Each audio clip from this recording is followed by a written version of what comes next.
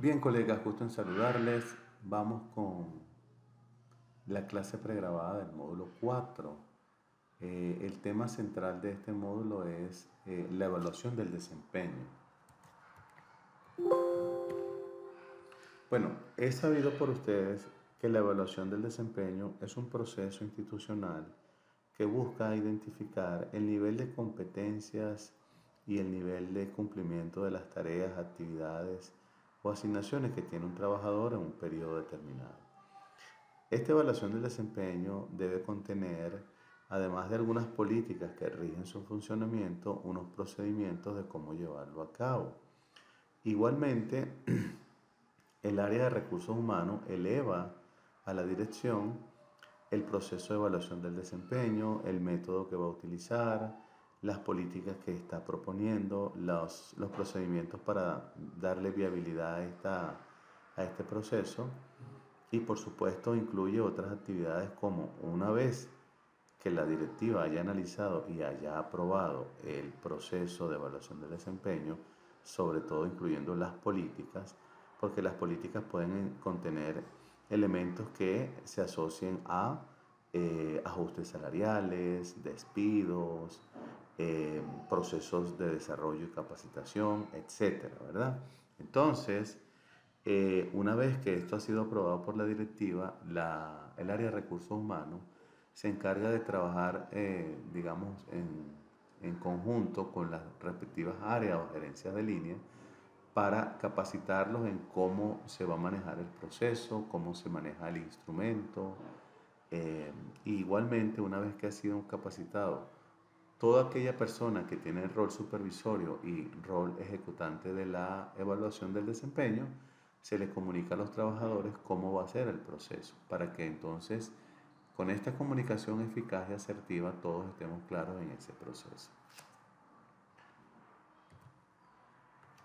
Eh, una de las recomendaciones que les di y les seguiré dando es que no se preocupen por la plantilla. La plantilla es algo operativo que podemos dejarle a cualquier área que maneje diseño y nos haga una plantilla bonita, a colores, con toda la información que requerimos. Nosotros, como área de recursos humanos, debemos enfocarnos en el proceso estratégico que representa la evaluación del desempeño. ¿Cómo vamos a hacer eso? Primero hay que reconocer que hay diversos métodos. Hay un método que se llama tradicional y hay un método que se llama moderno. En el método tradicional podemos estudiar por lo menos 5 métodos y en el moderno otros 5 métodos. Los métodos tienen sus pros y sus contras. No hay un método que sea único ni que sea el mejor de todos. Simplemente una de las características principales para desarrollar un programa de evaluación del desempeño y que sea exitoso significa que sea ético, completo y que se evalúe su totalidad, el periodo y las áreas a cada trabajador. Va a depender de la información que debemos buscar que sea veraz, oportuna y confiable. Entonces, como ya sabemos que recursos humanos inicia, propone el método, las políticas, los procedimientos, lo eleva a la directiva lo aprueba. Si hay connotación en el tema de ajuste salarial, entonces tiene que alinearse con el área de finanzas para ver la viabilidad de proponerle a la directiva ajustes salariales para aquellas personas que estén de acuerdo a las políticas en un nivel que se considere eh, meritorio de ese ajuste, ¿verdad? De esa compensación nueva. Entonces se selecciona el método. Entonces los métodos dentro de los tradicionales pueden ser elección forzosa, investigación de campo, frase descriptiva, incidentes críticos o escalas gráficas. En los métodos modernos tenemos 90 grados, 180 grados, 270 grados, 360 grados y la técnica EPO, que significa evaluación participativa por objetivo. Vamos a revisar un poquito en qué consiste cada método. En los métodos tradicionales, la escala gráfica es un formato sencillo donde además de los datos personales y los datos básicos de identificación del colaborador y de la unidad, del supervisor, la fecha, etc., va a contener una línea horizontal que la vamos a llamar la escala. La escala puede ser de menos a más o de más a menos. Puede ser numérica, porcentual o cualitativa. Cualitativa sería, por ejemplo, de menos a más, no cumple, medianamente cumple, cumple muy bien o cumple de manera extraordinaria. Eso sería cualitativo de menos a más. Numérica sería 20, 40, 60, 80 o 100, donde 20 es el que no cumple y 100 es el que es muy por encima de excelente, pues. Porcentual podría ser 20, 40, 60, 80, 100%, donde 20 no cumple, 40 medianamente cumple, 60 cumple lo normal, 80 es muy bien y 100 o en adelante es excelente. Y en la columna vertical de la izquierda se colocan las variables que se van a evaluar. ¿Cuáles son las variables? Bueno, por ejemplo, trabajo en equipo, entonces formulo la pregunta para trabajo en equipo. Aporte de ideas, formulo la pregunta para aporte de ideas. Comunicación asertiva, formulo la pregunta para la comunicación asertiva. Es decir, yo voy identificando la variable que quiero evaluar y formulo la pregunta. Y dependiendo del resultado, o de mi apreciación, yo lo voy a colocar en no cumple, en regular, en cumple, muy bueno o excelente. Es importante recordar que ustedes como recursos humanos le deben informar a los gerentes de línea que para que la evaluación sea efectiva, ellos deben tener una especie de bitácora. ¿Qué significa una bitácora? Que deben periódicamente registrar el desempeño del trabajador. Puede ser diario, semanal, mensual. Por lo general hay personas que lo hacen cada 15 días o mensual y van registrando los hitos o los acontecimientos más importantes sobre el resultado que ha dado un trabajador. Y así para cada mes tiene insumos y en el momento que toque la fecha, que llegue la fecha de sentarse a discutir la evaluación con cada colaborador, entonces tenemos insumos y evidencia para demostrar por qué consideramos que aquí estás en una posición o aquí estás en otra. Esa es escala gráfica. Incidentes críticos. Bueno, se basa en definir los incidentes críticos más importantes que puedan abordarse en un área y cómo el trabajador los soluciona, los gestiona o los aborda. Entonces los incidentes críticos normalmente se utilizan para puestos muy particulares, muy especialistas.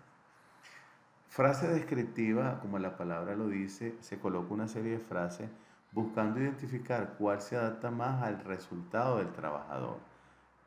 Muchas veces es cualitativo porque la frase no me cubre todo, por eso no se utiliza mucho.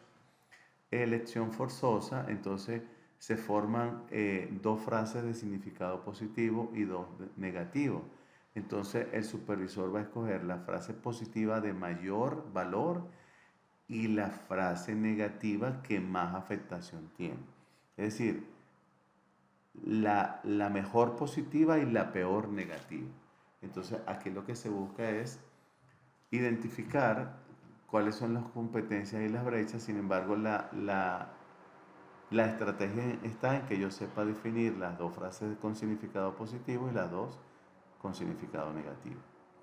La investigación de campo es más costosa, es muy buena, se basa en que viene un especialista externo, se entrevista con el gerente de línea, se entrevista con cada colaborador que va a ser objeto de la evaluación, se hacen observaciones en campo, es decir, cómo está trabajando la persona, y eso le da la oportunidad de presentar un informe sobre el desempeño y resultado de cada trabajador. Es buena porque no hay vicio, es decir, el consultor externo es imparcial, pero los trabajadores se pueden sentir incómodos de que venga alguien externo que no trabaja con ellos a emitir opinión o juicio sobre su desempeño. Entonces, por eso no se utiliza muy a menudo. ¿Okay? Esas son las características de los métodos de evaluación del desempeño tradicionales. Los métodos de evaluación del desempeño moderno, entonces tenemos la EPO. La EPO es importante porque lo que se hace es tomar en cuenta que el colaborador y el gerente se ponen de acuerdo para determinar qué objetivos, cómo, de qué forma van a ser evaluados. De tal manera que tanto el colaborador como el gerente de línea saben qué le voy a evaluar y qué me van a evaluar. Y entonces el gerente de línea procede con sus procesos de documentación de bitácora y el colaborador a hacer su trabajo. Cuando llegue la fecha de la discusión, la socialización, entonces el gerente le mostrará el resultado general, la ubicación, vamos a decir el dictamen y aquellos aspectos que se pueden mejorar o aquellos aspectos donde está muy bien el colaborador. La idea es minimizar conflictos, confrontaciones o antagonismo porque favorece esto el que el gerente de línea no tenga documentación que pruebe la valoración que le está dando. ¿Okay? Porque nadie quiere salir mal en una evaluación, ¿verdad? La de 90 grados es muy sencilla. El gerente de línea supervisa y evalúa al colaborador, ¿verdad? Analiza la fortaleza, la parte positiva, la parte negativa. Y pues aquí no es que se llegue a un acuerdo, aquí los acuerdos son cuando hay brechas que la persona entonces se comprometa a responder a los esfuerzos que va a hacer la organización por mejorarlo cada día, como por ejemplo no solo asistir a los programas de capacitación, sino adquirir nuevas competencias y ponerla al servicio de la organización. La de 180 grados es la que el gerente evalúa al supervisor, pueden incluirse los pares, ¿verdad? Y si corresponde a algunos clientes. Pocas veces se utiliza, se usa más en este caso comparativo la de 90 grados. 270 grados es la que se conoce como el Awareness Review, en donde el empleado ahora, él opina sobre su supervisor, su gerente de línea, ¿verdad? La idea es que lo haga de una forma respetuosa, constructiva, con criterios sustentados, buscando pues ayudar y a mejorar la gestión de los líderes, ¿verdad? Sobre todo las diferencias que puede tener con los colaboradores. Se puede hacer de manera anónima, abierta. En ambos casos, por experiencia le digo que el gerente de línea se incomoda, pues, si es abierta o si es anónima, porque va a sentir que sus colaboradores lo están rechazando, ¿verdad? Pero lo que estamos buscando es que mejore. Y la 360 grados, que también últimamente se está utilizando mucho, es muy buena, es costosa, lleva tiempo y muchas veces no se puede incorporar a todo el panel que uno quisiera. Entonces, los que intervienen son el colaborador, perdón, el supervisor, que va a evaluar al colaborador, los pares o los que están al mismo nivel del colaborador, ¿verdad? Un comité de recursos humanos que sirve de validador, de intermediario, mediador. Clientes internos pueden ser o clientes externos. Normalmente se busca que sean clientes internos. Proveedores, ¿verdad? Y entes reguladores. Entonces, normalmente, ¿cómo se hace en la práctica? El supervisor, al evaluado, los pares, el comité de recursos humanos y tal vez clientes internos que guardan relación con las actividades que lleva a cabo esta persona que estamos evaluando. Previamente hay que hacer un proceso de capacitación a cada uno de los miembros de cómo funciona el método. También se le tiene que dar alguna información a cada miembro de parte del gerente de línea de la información que él ha estado manejando. La idea es que se busque no generar sesgo, es decir, que todos tengan una visión positiva de la persona evaluada y uno solo tenga una visión negativa. No significa que no sea así, sino que hay que revisar hasta qué punto eso puede ser cierto y no se trate de algo que tenga que ver con algún tipo de conflicto personal. Entonces, ese método es muy utilizado. En conclusión, colegas, la evaluación del desempeño es un proceso fundamental y estratégico para las organizaciones. Permite, repito, conocer el nivel de cumplimiento de las tareas, actividades de la fuerza laboral. Se debe definir el método, se deben definir políticas. Recuerden que una política es un instrumento que define las acciones que vamos a llevar a cabo. Por ejemplo, una política es ajuste salarial para los que tengan un resultado en la evaluación del desempeño en tal posición.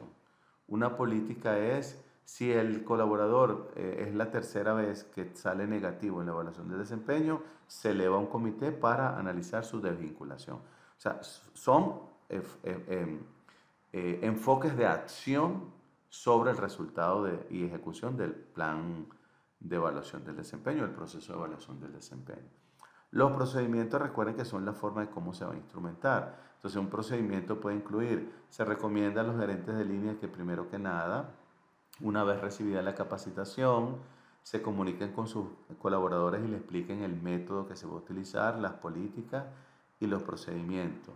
Periódicamente procedan a registrar la información sobre los resultados encontrados de manera parcial en cada uno de sus colaboradores. Lo haga de manera ética, transparente y efectiva. Llegado el momento de la evaluación del desempeño, de la socialización, sentarse con su colaborador, avisarle por lo menos con una semana de antelación, definir un horario que nos pase de 60 minutos, tener las condiciones ideales para darle el feedback o la retroalimentación a su colaborador. Y siempre con la base de la documentación que tiene. ¿Para qué? Para evitar sesgos, discusiones y que se pueda crear la impresión de que me han evaluado mal, pero no hay una base sólida que demuestre que así fue. La evaluación del desempeño a la larga le va a servir a la organización para determinar el nivel de competencias y brechas que tiene su fuerza laboral, le va a permitir tomar decisiones para enrumbarse en nuevos proyectos, diversificarse, cómo alcanzar el crecimiento, las metas, es decir, es una herramienta valiosísima como proceso estratégico en las organizaciones. Espero que este pequeño video, clase pregrabada, les sea de mucha utilidad. Hasta una nueva oportunidad. Gracias.